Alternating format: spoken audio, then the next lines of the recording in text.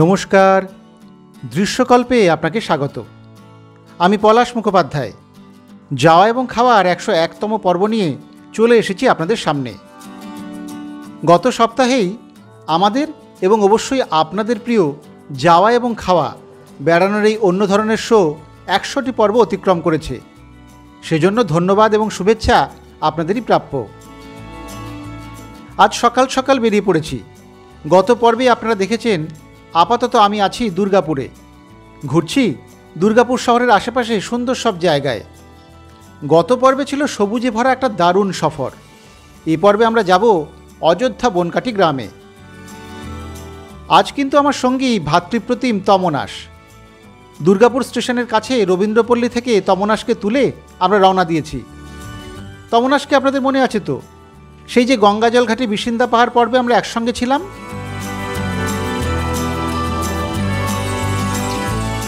চলে এসেছি জিটি রোডে।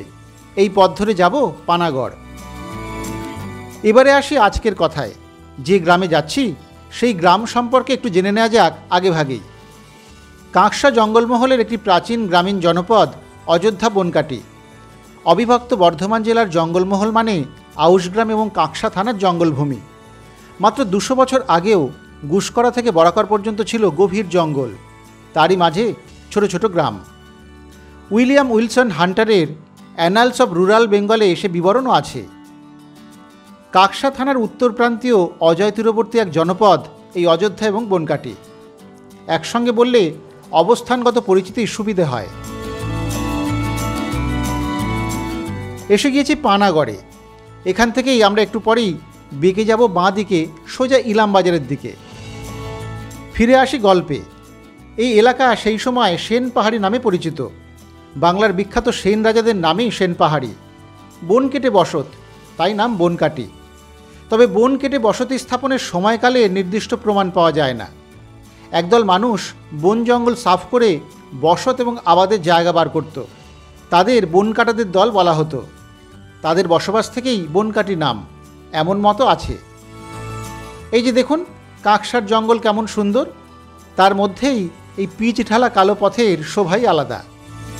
বনকাটির পাশেই হলো অযোধ্যা গ্রাম। অযোধ্যা নামে রয়েছে উত্তর ভারতীয় প্রভাব। উত্তরপ্রদেশের অযোধ্যা থেকে আসা সংস্কৃতজ্ঞ পণ্ডিত ব্রাহ্মণের বসবাসের কারণে গ্রামের সেই অংশের নাম পরবর্তীতে অযোধ্যা হয়ে যায়।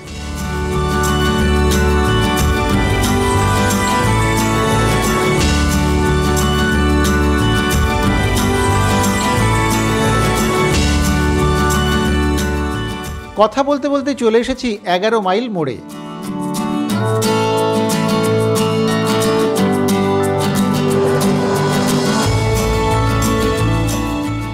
এখান থেকে আমাদের বাঁ দিকে বেঁকে যেতে হবে। এই রাস্তায় যাচ্ছে বনকাটি।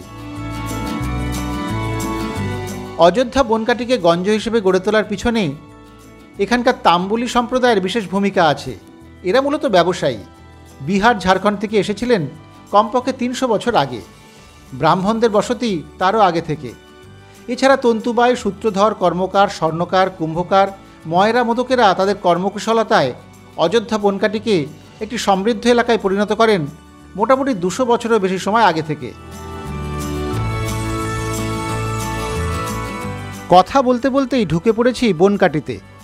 এখানে আমাদের জন্য অপেক্ষা করবেন এই গ্রামেরই বাসিন্দা প্রণব ভট্টাচার্য। প্রণব কাকুর সঙ্গে আমার আলাপ তা 2 দশকেরও বেশি সময় তো হবেই।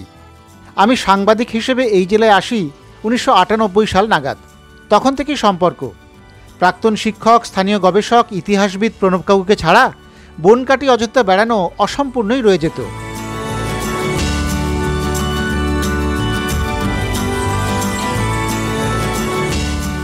ওই তো আমাদের জন্যই দাঁড়িয়ে আছেন প্রণব কাকু। আগে চলুন নেমে একটু কথা বলে নিই। প্রণব কাকু আমার পাশে বসে আছেন। প্রণব কাকুর সঙ্গে আলাপ করিয়ে দিই। প্রণববাবু বা প্রণব ভট্টাচার্য আমাদের দীর্ঘদিনের পরিচয়, প্রায় বছর 26-27-এর পরিচয়। আমি যখন সাংবাদিক হিসেবে দুর্গাপুর এই অঞ্চলে ছিলাম, প্রণব কাকু অজস্র অসংখ্য খবর আমাদের দিয়েছেন, আমরা করেছি একসঙ্গে। সে অনেকদিন পরে দেখা কাকুর সঙ্গে। তো বনকাটি আসলে প্রণব কাকুর সঙ্গেই ঘুরতে হবে, এছাড়া তো আর কোনো অপশান আমার মাথায় আসেনি, মাথায় আসার প্রশ্নও নেই। এখানকার সমস্ত মানে একদম যা যা আছে বিন্দুতে বিন্দুতে উনি চেনেন। তো তো আমরা যাবো, প্রণব কাকুর সঙ্গে ঘুরবো। তার আগে একটু জেনে নিই কাকু, আপনি বলুন তো, সেটা হচ্ছে এই যে অযোধ্যা এবং বনকাঠি, এই নামের কি এরকম নাম কেন? এটা বলা খুব মুশকিল যে কবে কে কবে বন কাটাদের দিয়ে বন কাটিয়ে এখানে বসতি স্থাপন করেছিলেন, এ বলা আজকে কারো পক্ষেই সম্ভব নয়। তবে ওই অনুমান যে বন কেটে বসত স্থাপন হয়েছে, তাই নাম বনকাটি। বেরিয়ে পড়েছি আমরা, চলেছি গ্রামের ভিতরের দিকে।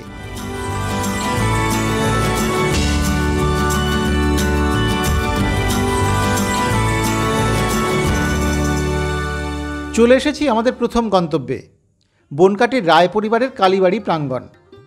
রায়রা আদতে বন্দ্যোপাধ্যায়, রায় পদবী তারা পেয়েছিলেন মুর্শিদাবাদের নবাবের দরবার থেকে। তাদের পূর্বপুরুষ ছিলেন বাংলার বিখ্যাত সেন রাজাদের তন্ত্রগুরু মহেশ্বর প্রসাদ বন্দ্যোপাধ্যায়। বনকাটির রায় পরিবারের কালী পুজো অতি বিখ্যাত। এই জায়গাটিকে একটি ছোট্ট মন্দির কমপ্লেক্সও বলা চলে। আধুনিক এক কালী মন্দিরের সামনে এবং পাশে আরও বেশ কয়েকটি প্রাচীন মন্দির, সেগুলিতে আসছি। আগে কালী মন্দিরে যাই। কালী মন্দিরের এই কাঠামো নতুন হলেও এটি কিন্তু আসলে বহু প্রাচীন। ভগ্নপ্রায় মন্দিরটিকে নতুন করে রূপ দেওয়া হয়েছে। ভিতরে কালী মায়ের কাঠামো, পুজোর সময় এই বিগ্রহ থাকে এখানে।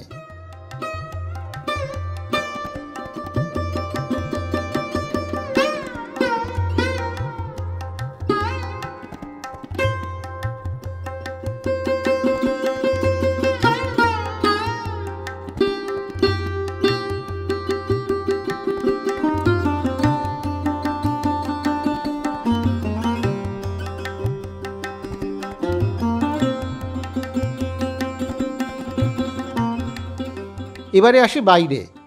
কালী মন্দিরের বিপরীতেই দুটি শিব মন্দির। 1782 সালে প্রতিষ্ঠিত এই উত্তরমুখী আটচালা মন্দির দুটি। প্রবেশপথের উপরে টেরাকোটার রিলিফ, তান্ত্রিক ও শৈব মোটিফের প্রাধান্য চোখে পড়ল। কালী মন্দির এলাকায় তন্ত্র সাধনার ইতিহাসে সুস্পষ্ট দৃষ্টান্ত। তবে এগুলির অধিকাংশই এখন ধ্বংসের মুখে। শুনলাম এই দুটি এই এলাকার প্রাচীনতম শিব মন্দির।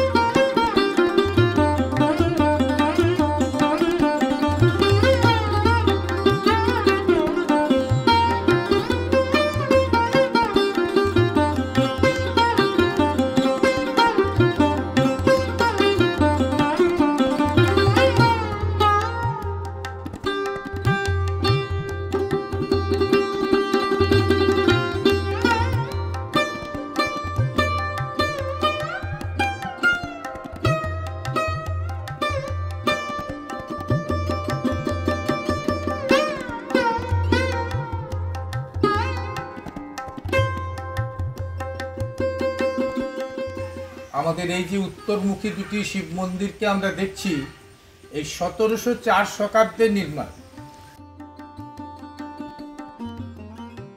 এর 50 বছর পর অর্থাৎ 1834 সাল নাগাদ তৈরি হয় পাশেই থাকা পূর্বমুখী তিনটি দেউল। পাশাপাশি তিনটি বৃহৎ পীঠযুক্ত দেউল মন্দির, সবই শিব মন্দির। রায় পরিবারের পূর্বপুরুষদের নামে এগুলি। প্রত্যেকটি মন্দিরের প্রবেশপথের উপরে এখানেও রয়েছে অসামান্য কিছু টেরাকোটার কাজ।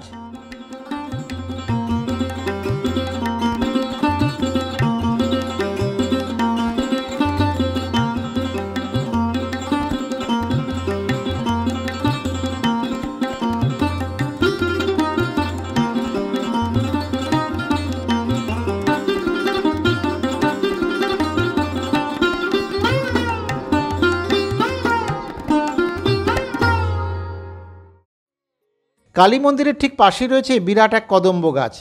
কত যে তার বয়স কে জানে। তার নিচে রাখা পোড়ামাটির ঘোড়া কেন? জিজ্ঞেস করতে জানা গেল এ সমস্তই গ্রাম দেবতার কাছে অর্পিত।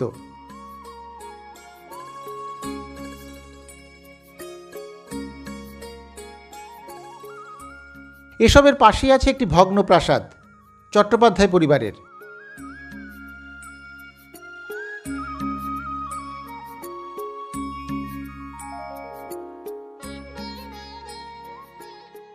সেই প্রাসাদের সামনের দিকে রয়েছে বিষ্ণু মন্দির। দালান শৈলীর পূর্বমুখী মন্দির এটি।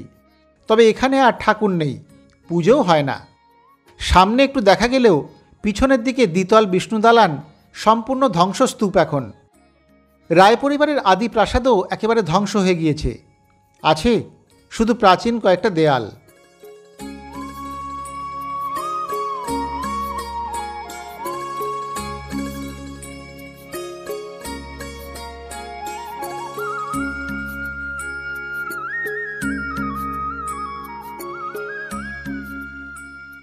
ওপাশে বনের মধ্যে মুখোমুখি দুই অনবদ্য গঠনের শিব মন্দির। শুনলাম কোনো এক বরানগরের দিদি নির্মাণ করেছিলেন তার স্বামীর স্মৃতিতে। তবে আগাছা ঢাকা সেই মন্দির দুটিতে এখন আর যাওয়া মুশকিল, দেখাও মুশকিল। মনে হয় একখণ্ড ইতিহাস সময়ের ভুলে এখনও আঁকড়ে পড়ে আছে এই বনকাটির মাটি। একই প্রাঙ্গণে এতগুলি মন্দির, ভগ্ন প্রাসাদ দেখে রোমাঞ্চ জাগলেও বিষণ্ণতার অনুভূতিও গ্রাস করছিল আমায়। এবারে চলে এসেছি পাশেই থাকা গোপালেশ্বর মন্দিরে।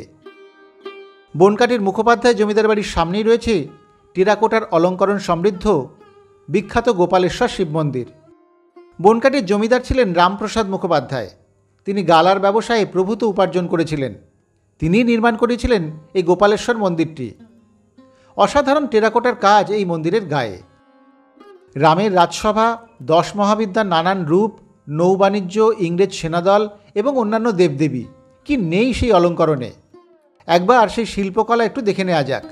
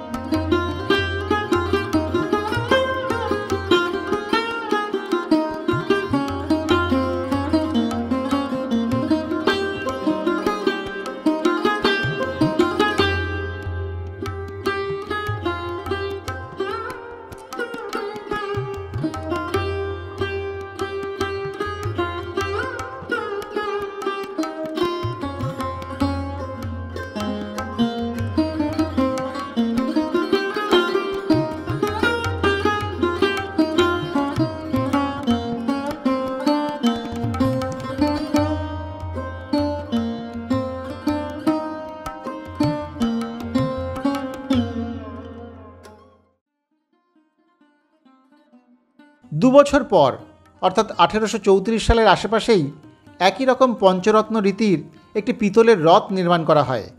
রথের গায়ে অনবদ্য চিত্রণ, লোহার ফ্রেম, 8টি লোহার চাকা, সমচতুষ্কোণ প্ল্যাটফর্মের ওপর পঞ্চরত্ন মন্দিরের আদলে রথটি নির্মিত। উচ্চতা প্রায় 15 ফুট, পিতলের পাত দিয়ে মোড়া। আর এই রথ বিখ্যাত এর গায়ের অলঙ্করণের জন্য। বিষয় বৈচিত্র্য আর সাবলীল ড্রয়িংয়ের উপর অসাধারণ এনগ্রেভিং। রামায়ণ মহাভারতের কাহিনীর চিত্ররূপ তো আছেই, অন্যান্য পৌরাণিক চিত্রাবলীও যুগের রীতি মেনেই আছে। পাশাপাশি আছে নানান সামাজিক চিত্র, আছে যুদ্ধযাত্রা, সৈনিকদের অবয়ব। তার দুপাশে আছে দুটি মিথুন দৃশ্য, যা নানাভাবে ভাবায়। আছে মেয়েদের জিমন্যাস্টিক্স, সামাজিক নরনারীর নানান চিত্রণ, সম্মুখভাবে রাম সীতার রাজ্যাভিষেক, আর একদিকে ভীষ্মের সরসজ্জা। অর্জুন পাতালগঙ্গা থেকে তীর নিক্ষেপ করে ভীষ্মকে জল পান করাচ্ছেন। আবার কোথাও অর্জুনের লক্ষ্যভেদ। আছে চৈতন্যলীলার নানান চিত্র, নরনারীর প্রেমালাপ, নারী বীণাবাদিকা ইত্যাদি। এতটাই এর বিষয় বৈচিত্র্য নিজের চোখে না দেখলে বিশ্বাস হবে না। হাতির মাথা, ঘোড়ায় চাপা সৈন্য অথবা রামায়ণ মহাভারতের দৃশ্য আছে এখানে। এই অপূর্ব চিত্রায়ন টেনে এনেছে মুকুল দে, শিল্পাচার্য নন্দলাল বসু, তারাপদ সাত্রার মতো মানুষকেও। এই রথের অলঙ্করণ থেকেই শান্তিনিকেতনের বিখ্যাত কালো বাড়িতে বেশ কিছু মুরাল তৈরি করেন নন্দলাল। যোগ দিয়েছিলেন কলা ভবনের ছাত্রছাত্রীরা।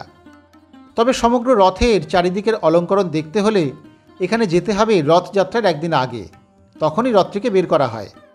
এই পিতলের রথের গায়ের অলঙ্করণ যে কোনো শিল্পরসিকের দৃষ্টি আকর্ষণ করবেই। গোপালেশ্বর শিব মন্দির এবং এই পিতলের রথটির অবশ্যই উপযুক্ত সংরক্ষণ হওয়া দরকার।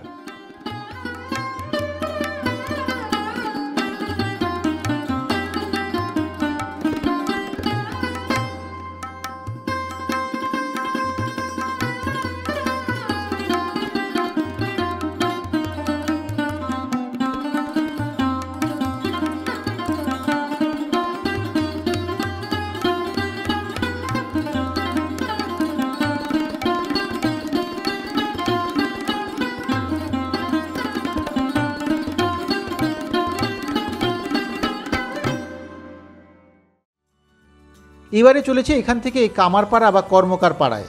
সেখানেও আছে বেশ কয়েকটি প্রাচীন মন্দির।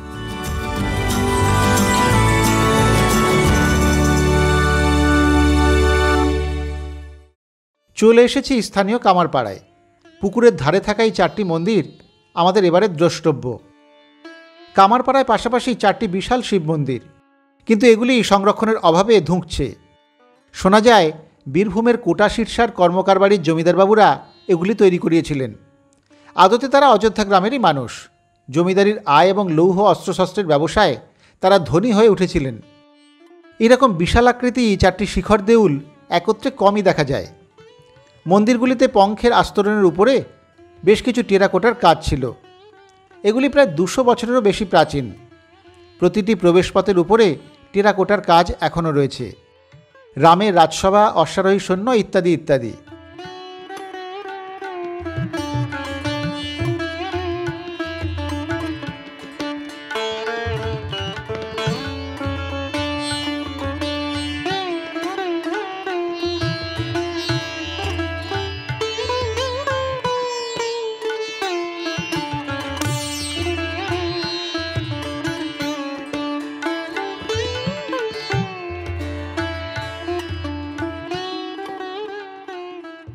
ভিতরে শিবলিঙ্গ, এর মধ্যে আবার শ্বেত পাথরের শিবলিঙ্গ আছে।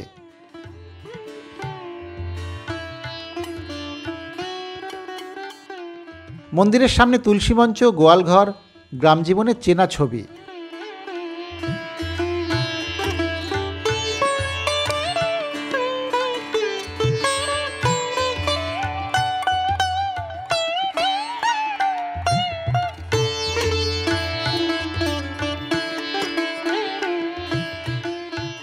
ফেরার পথে একটু দাঁড়ালাম পুরনো হাটতলায়। অযোধ্যা গ্রামের এই হাটতলায় রয়েছে আরেকটি টেরাকোটা সজ্জিত পঞ্চরত্ন শিব মন্দির। এর প্রতিষ্ঠা 1704 শতাব্দে। এর গায়েও টেরাকোটার কাজ।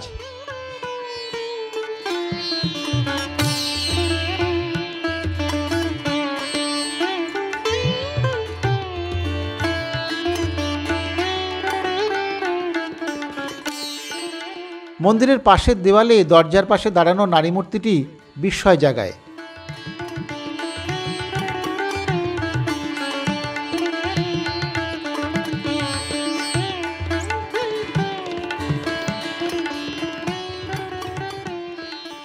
এই মন্দিরের লাগোয়া আরও একটি শিব মন্দির রয়েছে এখানে।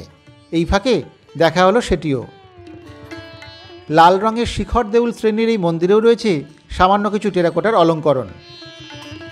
অযোধ্যা বনকাটি প্রাচীন জনপদে মোট 19 থেকে 20টি শিব মন্দির রয়েছে। এদের মধ্যে আকৃতি, নির্মাণ কৌশল এবং টেরাকোটার অলঙ্করণের জন্য 6টি বিখ্যাত। এখানকার প্রাচীন মন্দিরগুলি এলাকাবাসীর গর্বের বস্তু। এদের মধ্যে বেশ কয়েকটি সংরক্ষণ অত্যন্ত জরুরি। এই মন্দির দেখে এবার আমরা চলে এসেছি হাটতলায়। এবার একটু খাওয়া দাওয়ার পালা। গ্রামের হাট বা বাজার যেমন হয় তেমনটাই আর কি, তবে বেলা হয়ে গিয়েছে তো বাজার প্রায় ফাঁকা। তমনাস একটু বাজার ঘুরে দেখতে গেল। এখানে হাটতলার মোড়েই রয়েছে চক্রবর্তী সুইটস, আমরা এসেছি সেখানে। এই দোকানের রসগোল্লা এবং রসমালাইয়ের খুব নামডাক। প্রণব কাকুও বললেন সে কথা। রসগোল্লা তো খেয়েই থাকি আমরা, ঠিক করলাম একটু রসমালাই খাওয়া যাক। বেশ ঠান্ডা সুন্দর রসমালাই ছোট ছোট বাটিতে রাখা আছে। আমার তো দেখেই জিভে জল চলে এলো। প্রণব কাকু মিষ্টি খান না, তিনি একটু দোকানে বসলেন। তাই আগে এবারে দেখি তমনাস খেয়ে কি বলে।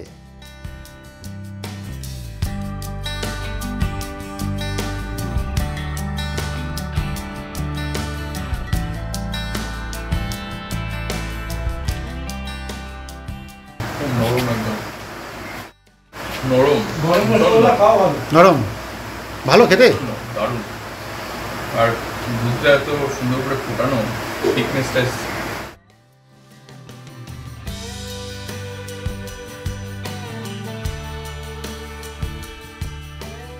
তমনাস তো ভালোই বলল।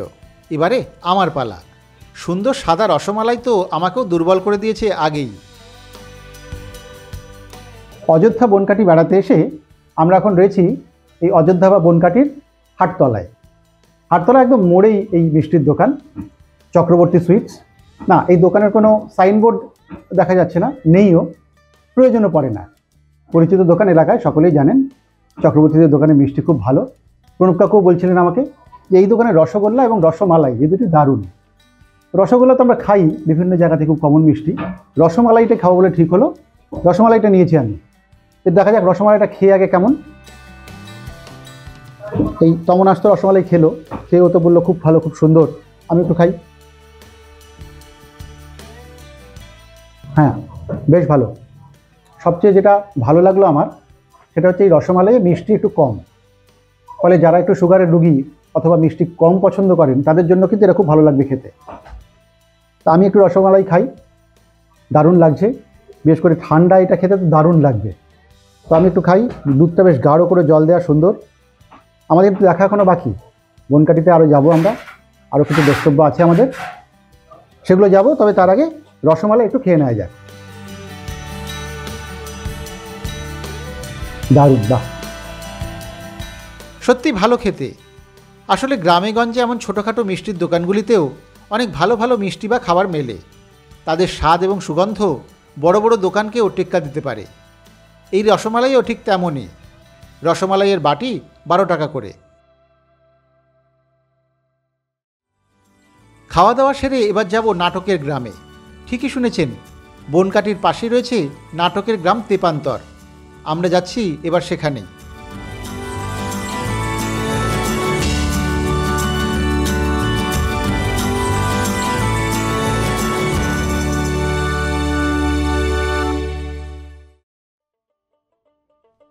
চলে এসেছে তেপান্তরের সামনে। একটা সুন্দর বাঁশের তোরণ, তার মধ্যে দিয়ে ঢুকে গেলাম আমরা। গাছগাছালির ছায়ায় ভরা এই চত্বরটা ঢুকেই খুব ভালো লাগলো। ভিতরটা পুরোটাই ঘুরে দেখব, কিন্তু তার আগে চলুন মাঝে থাকা ব্ল্যাক বক্স অর্থাৎ ওদের নাট্যমঞ্চে একটু উকি দিই। সেখানে এখন নাটকে রিহার্সাল চলছে।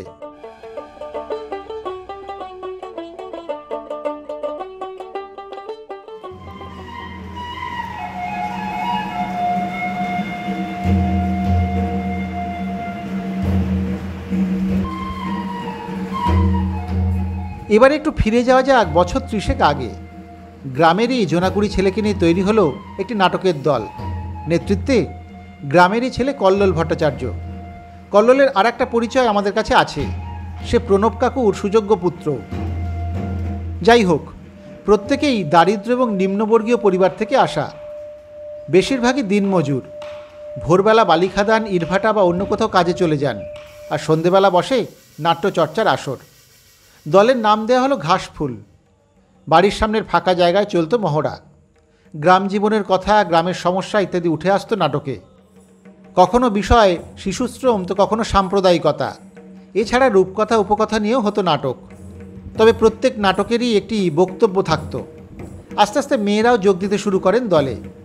নাটক তৈরি হয়ে গেলে চলে যাওয়া হতো কোনো একটি গ্রামে, বাল্ব জ্বালিয়ে হ্যাচাকের আলোয়, কখনো বা মশাল জ্বালিয়ে চলতো সেই নাটকের প্রদর্শন। ইতিমধ্যে অবশ্য দলের নাম পাল্টে হয়েছে এবং আমরা। ততদিন কল্লোল এবং আরও কয়েকজন ঠিক করে ফেলেছে সর্বক্ষণের জন্য নাটককেই বেছে নেবে তারা, কিন্তু সেক্ষেত্রে পরিবারগুলি চালানো হয়ে উঠবে অসম্ভব। তখনই ঠিক হয় গ্রামের পতিত জমিতে সবজি চাষ, ফলের বাগান তৈরি, হাঁস মুরগি পালনের কাজ করবে এবং আমরা। আয়ের একটা অংশ দল চালানোর কাজে লাগানো হবে, আর বাকিটা তুলে দেওয়া হবে পরিবারগুলির হাতে। উল্লেখযোগ্যভাবে এই কাজে তাদের পাশে দাঁড়ায় স্থানীয় পঞ্চায়েত। 1999-এর শীতে জঙ্গল পরিষ্কার করে শুরু হয়ে যায় চাষের কাজ। নিজেরাই জঙ্গল কেটে পরিষ্কার করে ছোট ছোট মাটির ঘর তৈরি করে নিয়েছেন, লাগিয়েছেন গাছ। মাটি কেটে তৈরি হয়েছে পুকুর। কেন্দ্রীয় সরকারের তহবিল থেকেও কিছু অনুদান আসে। তার সঙ্গে বাগানের ফলের গাছ, পুকুরে মাছ চাষ আর পোলট্রি ফার্ম থেকে ভিলেজের খরচ জোগাড় করা হয়। বাকি সময়টা নাটকের অনুশীলন, প্রশিক্ষণ আর অভিনয়। যত সময় এগিয়েছে বেড়েছে দলের সদস্য সংখ্যা, তৈরি হয়েছে একের পর এক নাটক। 2004 সালে পুরো ক্যাম্পাসটির নাম দেওয়া হয় তেপান্তর।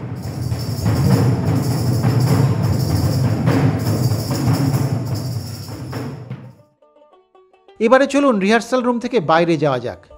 চারিদিকটা শুধু সবুজ আর সবুজ। প্রকৃতি যেন দুহাত বাড়িয়ে এখানে।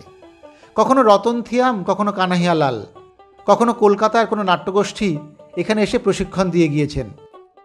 হয় আন্তর্জাতিক নাট্য প্রশিক্ষণও। কলকাতার কোন নাট্য ব্যক্তিত্ব এখানে আসেননি বলুন তো? বাংলা নাটকের প্রায় সকলেই এখানে এসেছেন। 2005 সালে তেপান্তরে এসেছে বার্লিন থেকে ফ্লাইং ফিশ থিয়েটার কোম্পানি। 2008 সালে মস্কো থেকে Russian academy for theatre arts. প্রতি বছর চলে নাট্যোৎসবও। এত ভালো করে সুন্দর সব সাজানো এই ভিলেজের ভেতরটা। এই যে দেখুন না, বটগাছের তলায় এই যে পাথরগুলি রয়েছে, এগুলি কিন্তু প্রস্তরীভূত গাছ, অর্থাৎ উড ফসিলস। এই এলাকাতেই এগুলি মিলেছে।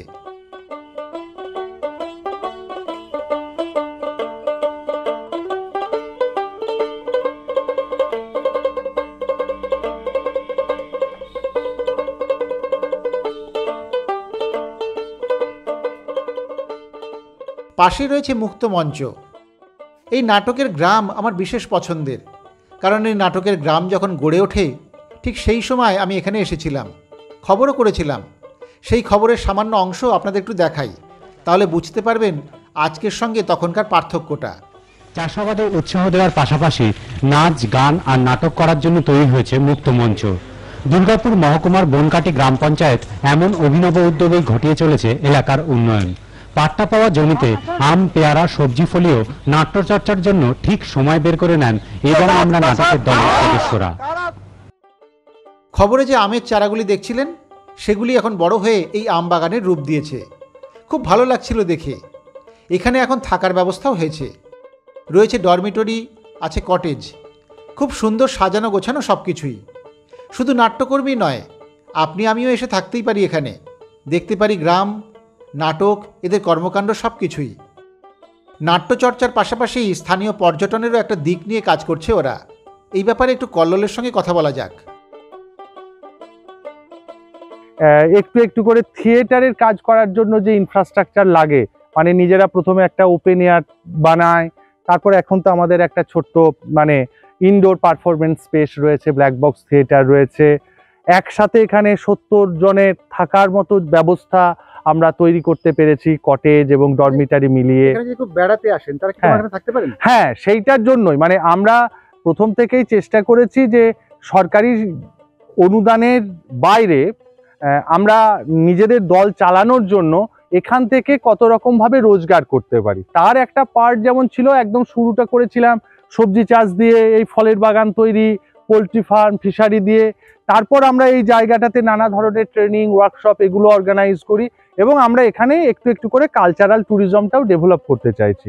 যারা এই রকমের পরিবেশে এসে থাকতে ভালোবাসেন তাদের থাকার জন্য আমাদের ব্যবস্থা আছে। Cottage, dormitory, AC, non AC 2 রকমের রুমই আছে এবং এখানে থাকলেন, এখানে খাওয়া দাওয়া করলেন, আমাদের কাজকর্ম দেখলেন এবং আমাদের এই পুরো অঞ্চলে যা কিছু রয়েছে দেখার, পুরনো পুরাকীর্তি বলুন, ঐতিহাসিক স্থান বলুন, জমিদার বাড়ি বলুন, পাশে অজয় রয়েছে, এদিকে গড় জঙ্গল রয়েছে, এখান থেকে একটু গেলে শান্তিনিকেতন আছে, জয়দেব কেন্দুলি আছে, এদিকে দরিয়াপুর রয়েছে, ডোকরা গ্রাম, এগুলো এখানে থেকে আশেপাশে এগুলো সবটাই ঘুরে দেখা যায়। তো দিনের বেলায় এগুলো ঘুরে দেখলেন, সন্ধ্যেবেলায় আমাদের থিয়েটার দেখলেন, কি আমাদের এই অঞ্চলের সাংস্কৃতিক মানে বিভিন্ন উপকরণ আছে। আদিবাসীদের তো একটা সংস্কৃতি রয়েছে, আপনি চাইলে আদিবাসী নাচ গানও শুনতে পারেন, বাউল গানও দেখতে পারেন, আমাদের থিয়েটারও দেখতে পারেন। এইভাবে আমরা একটা কালচারাল ট্যুরিজমকে ডেভেলপ করছি। তো আমরা চাইবো যে যারা এই রকমের পরিবেশে থাকতে ভালোবাসেন এবং একটি থিয়েটারের দলের সঙ্গে একটা দুটো দিন কাটাতে চান, তারা আমাদের তেপান্তরে আসুন, ভালো লাগবে। সেটাই, আমিও তাই বলি। তেপান্তরের সঙ্গে তো আমাদের বহুদিনের সম্পর্ক, আজকে এসে আর একটু ভালো লাগলো। তো আমরা এখান থেকে এখন বেরোবো। তো কল্লোলদের ধন্যবাদ, এবং আমার এই তেপান্তরের বা এবং আমার এই উন্নতি দেখে আমাদের সত্যি খুব ভালো লেগেছে। আপনারা সকলেই আসতে পারেন, এখানে আসতে থাকার কোনো অসুবিধা নেই বলছে ওরা। তাহলে আমরা এখান থেকে বিদায় নিই কল্লোলের কাছ থেকে। হ্যাঁ একদম দাদা, আসবেন আবার, মানে মাঝে মধ্যে এইভাবে আপনার সাথে দেখা হোক। ঠিক আছে, ভালো থেকো। হ্যাঁ, সত্যি খুব ভালো লাগছিল এই গ্রাম ঘুরে দেখতে। পুকুরের ধারে মৌসম্বি লেবুর গাছ, ওপাশে পেয়ারা গাছে ফলে রয়েছে ডাসা পাকা পেয়ারা। হাসি মুখে একঝাঁক ছেলে মেয়ে সর্বদা নিজেদের ভালোবাসার কাজ করে চলেছে, দেখেও শান্তি। এখানে এখন নিয়মিত দুর্গাপুজো হয়, হয় দোলের সময় বসন্ত উৎসবও। আপনি চলে আসতে পারেন তখনও, কিন্তু আর নয়, বেলা অনেক হয়ে যাচ্ছে, এবারে এখান থেকে বেরোতেই হয়।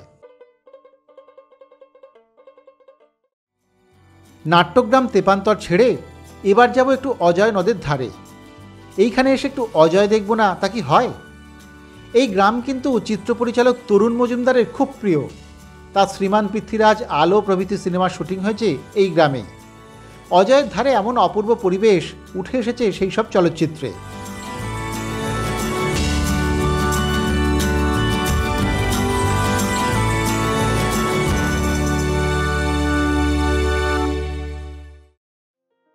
এসে গিয়েছি অজয়ের কাছে। এই রাস্তাটা আমার দারুণ লাগে। অজয়ের ধার ঘেঁষে লাল মাটির এই পথ এবং তালসারির সৌন্দর্যই আলাদা। এবারে চলুন একটু নদীর দিকে যাওয়া যাক। এদিকটা নিরিবিলি নির্জন, সবুজের মাঝ বরাবর বয়ে চলেছে অজয়। বর্ষা বলে একটু জলের দেখা মিলছে, নইলে তো সারা বছর প্রায় শুকিয়েই থাকে। এখানে অজয়ের একটা বাঁক আছে, তাই নদী ভাঙন রোধে বাঁধ দেওয়া রয়েছে। জলের কাছে সেই বাঁধের কারণে যাওয়া গেল না, তবে এখানে এসে আমাদের দুজনেরই কিন্তু দারুণ লাগছিল। চুপচাপ খানিক সময় উপভোগ করলাম অজয়ের সেই রূপ।